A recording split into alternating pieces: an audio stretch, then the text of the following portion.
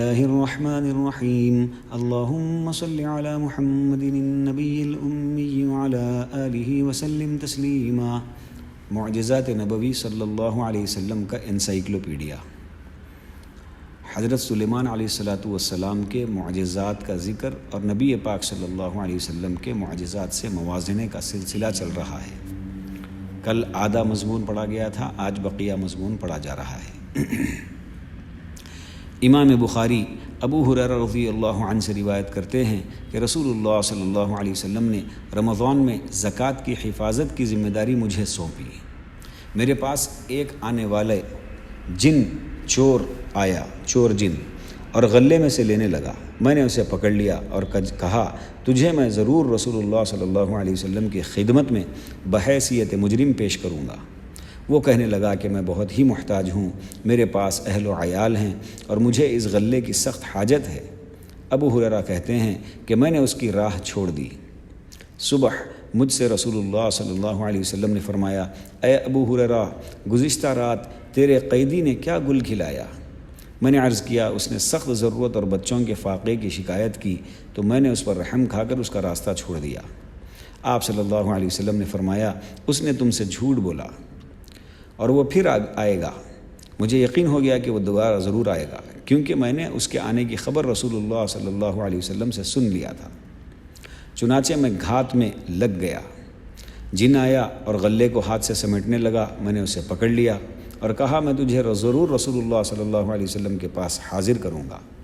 وہ کہنے لگا کہ مجھے چھوڑ دو، میں بہت زیادہ محتاج ہوں اور میرے محتاج بچے ہیں، اب میں نہیں آؤں گا۔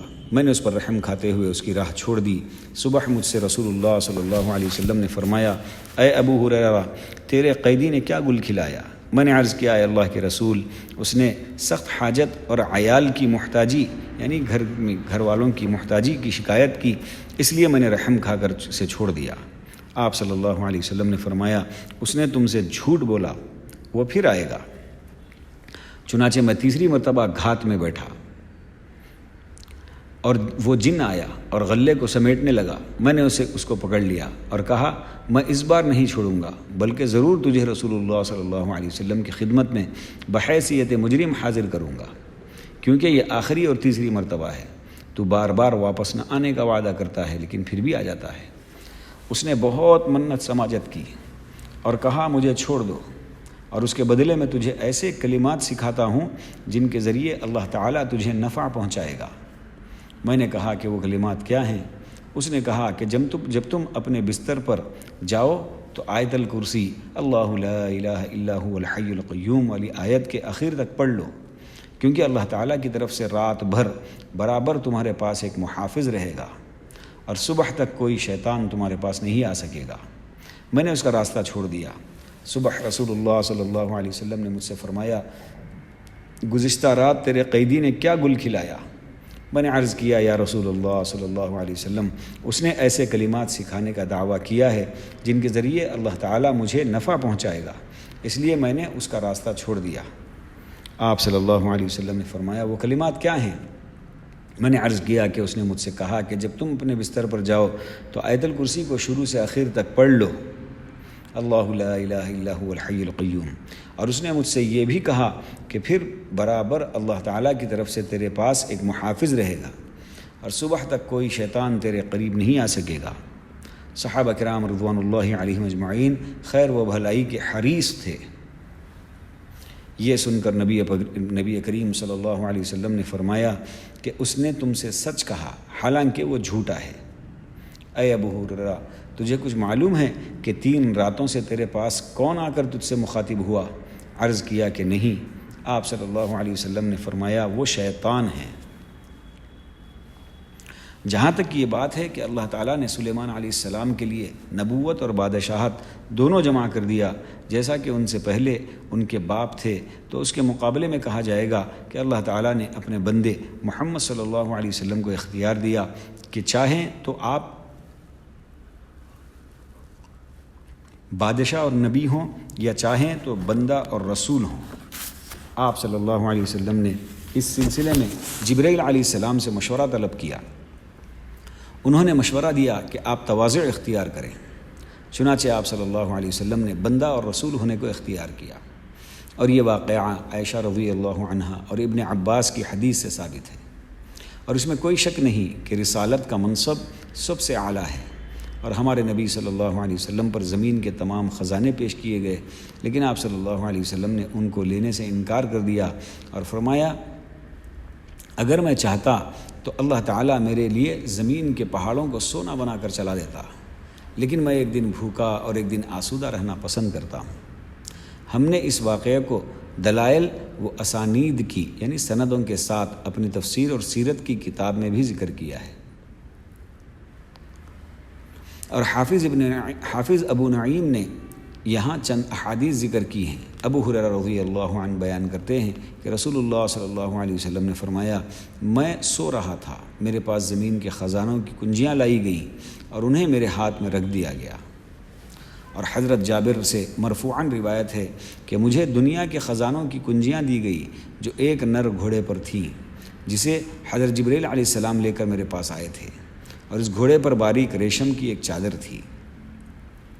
اور ابو لبابہ سے مرفوعاً مروی ہے کہ میرے رب نے بطحاء مکہ کو میرے لیے سونا بنا دینا چاہا تو میں نے عرض کیا کہ نہیں اے میرے رب، میں ایک دن آسودہ رہوں گا اور ایک دن بھوکا رہوں گا، اس طرح جب مجھے بھوک لگے گی تو تیرے پاس گڑ گڑاؤں گا، اور جب آسودہ رہوں گا تو تیری حمد و ثنا بیان کروں گا اور تیرا شکر ادا کروں گا۔ ابو نعیم کہتے ہیں کہ اگر یہ کہا جائے کہ حضرت سلیمان علیہ السلام اور چونٹی کی گفتگو سمجھتے تھے جیسا کہ اللہ تعالیٰ نے فرمایا وَقَالَ يَا أَيُّهَا النَّاسُ عُلِّمْنَا مَنطِقَ الطَّيْرِ، یہ سورہ نمل کی آیت نمبر 16 ہے جس کا ترجمہ ہے، اور کہنے لگے لوگو ہمیں پرندوں کی بولی سکھائی گئی ہے۔ اور آگے اللہ تعالیٰ نے فرمایا حَتَّى إِذَا أَتَوْا عَلَى وَادِ النَّمْلِ قَالَتْ نَمْلَةٌ يَا أَيُّهَا النَّمْلُ ادْخُلُوا مَسَاكِنَكُمْ لَا يَحْطِمَنَّكُمْ سُلَيْمَانُ وَجُنُودُهُ وَهُمْ لَا يَشْعُرُونَ فَتَبَسَّمَ ضَاحِكًا مِّن قَوْلِهَا الآیہ۔ یہ سورہ نمل کی آیت نمبر 18 اور 19 ہے، جس کا ترجمہ ہے جب وہ چونٹیوں کے میدان میں پہنچے تو ایک چونٹی نے کہا اے چونٹیوں اپنے اپنے گھروں میں گھس جاؤ، ایسا نہ ہو کہ بے خبری میں سلیمان اور اس کا لشکر تمہیں روند ڈالے۔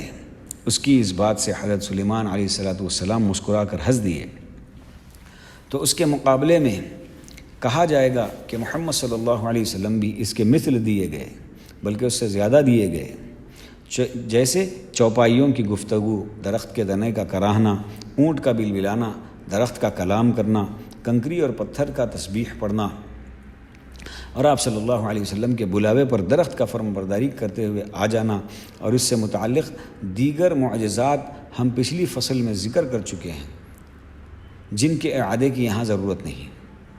میں یعنی ابن کثیر کہتا ہوں کہ اسی طرح بکری کے بازو نے آپ صلی اللہ علیہ وسلم کو اپنے اندر زہر ملائے جانے کی خبر دیا، اور جس یہودی نے اس میں زہر ملایا تھا اس نے اس بات کا اعتراف کیا۔ نیز رسول اللہ صلی اللہ علیہ وسلم نے فرمایا میں ایک ایسے پتھر کو پہچانتا ہوں جو مکے میں میری بعثت سے قبل مجھے سلام کیا کرتا تھا، میں اب بھی اسے پہچانتا ہوں۔ اگر پتھر نے یہ کلام اپنی تخلیق کے اعتبار سے کیا اور رسول اللہ صلی اللہ علیہ وسلم نے سمجھا تو یہ حضرت سلیمان علیہ السلام کے چڑیا اور چونٹی کی گفتگو کے قبیل سے ہے، بلکہ اس سے زیادہ بلیغ ہے، اس لیے کہ پتھر کا شمار جمادات میں ہوتا ہے جبکہ چڑیا اور چونٹی کا شمار ذی روح حیوانات میں ہوتا ہے، اور اگر پتھر نے صفت گویائی یعنی بات کرنے کی صلاحیت کے ساتھ سلام کیا تو ایسی صورت میں یہ اور بھی تعجب خیز ہے، جیسا کہ حضرت علی کرم اللہ وجہ کہتے ہیں کہ میں مکے کی بعض گھاٹیوں میں سے رسول اللہ صلی اللہ علیہ وسلم کے ساتھ لوٹا، آپ صلی اللہ علیہ وسلم جس پتھر، درخت اور مٹی کے ڈھیلے سے گزرتے تو وہ کہتا السلام علیکہ یا رسول اللہ۔ یہ کلام رسول اللہ صلی اللہ علیہ وسلم اور حضرت علی رضی اللہ عنہ دونوں نے سنا۔ اللہ تعالی ہم تمام کو نبی پاک صلی اللہ علیہ وسلم کی عظمت کرنے کی توفیق نصیب فرمائے، نبی پاک صلی اللہ علیہ وسلم سے سچی پکی محبت، عقیدت، اطاعت اور اتباع نصیب فرمائے، نبی پاک صلی اللہ علیہ وسلم کا دیدار نصیب فرمائے، آپ صلی اللہ علیہ وسلم کی سنتوں پر چلتے ہوئے زندگی گزارنے کی توفیق نصیب فرمائے، آپ صلی اللہ علیہ وسلم کے دست مبارک سے حوض کوثر سے جام کوثر نصیب فرمائے، وآخر دعوانا ان الحمد للہ رب العالمین۔